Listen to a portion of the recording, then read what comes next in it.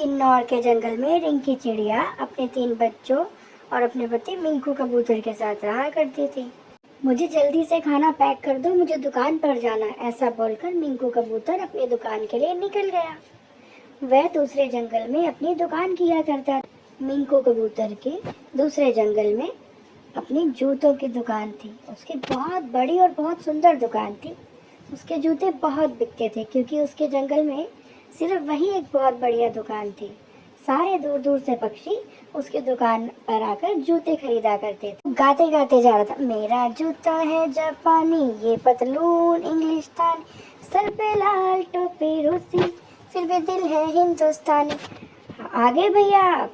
हाँ बहना, मुझे ये पिंक वाले शूज दे दो, दिखाओ कितने के, ये डिस्काउंट में मिलेंगे तुम्हें। ठीक है, मुझे ये पैक कर दो। ऐसे ही मिंकू का काम बहुत बढ़िया चलता और सारे पक्षी आकर उससे जूते खरीदा करते।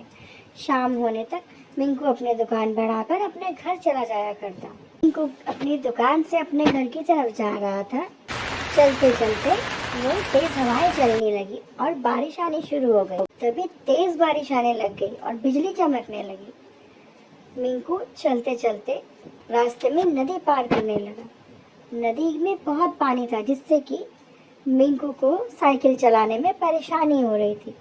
थोड़ा आगे मिंकू की साइकिल का संतुलन बिगड़ा। बैलेंस बिगड़ते ही वह नीचे जा गिरा और एक मोटे पेड़ का तना उसके सिर पर जा लगा और जिससे खून बहने लगा। वहीं पर उसका पक्षी पड़ोसी उसे उठाकर उसके घर ले गया और उसे मलहम पट्टी की। आपको क्या हो गया? मेरा पैर फिसल गया और मैं नीचे गिर गया।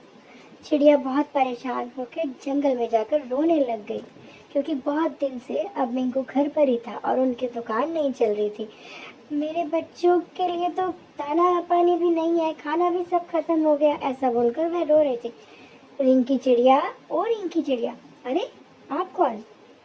रिंकी चिड़िया, मैं बोलने वाला पेड़ हूँ, तुम क्यों परेशान हो? रिंकी ने अपनी सारी परेशानी बताई। अच्छा रिंकी चिड़िया, तुम मुझे एक बर्गर खिलाओ, मैं एक जादू का बर्गर का पेड़ हूँ। मेरे पेड़ पर ढेरों बर्गर लगेंगे और तुम उन बर्गर को उस बर्गर की दुकान लगा लो, जिससे तुम्हारा काम चल पड़ेगा और तुम्हारे बच्चों की परेशानी दूर हो जाएगी। चिड़िया ने ऐसा ही किया। कितने के बर्गर दे रही हो आप रिंकी दीदी? 15 रुपए का एक बर्गर है। अरे ये तो बहुत स्वादिष्ट है, बहुत टेस्टी। ऐसे ही चिड़िया के पास दूर दूर से पक्षी खाना खाने आने लगे। उसके बर्गर बहुत स्वाद थे। ऐसे करते करते चिड़िया ने अब बहुत बड़ी दुकान खोली। अब मिंकू कबूतर भी ठीक हो गया, वह दोनों अपनी दुकान चलाने लगे। अब हमें जाकर पेड़ का धन्यवाद करना चाहिए। बर्गर के पेड़, तुम्हारा बहुत शुक्रिया, अगर तुम ना होते तो हम भूखे मर जाते, मेरे बच्चे भी परेशान थे। शुक्रिया जादू के बर्गर के पेड़, ये मेरा फर्ज था रिंकी चिड़िया।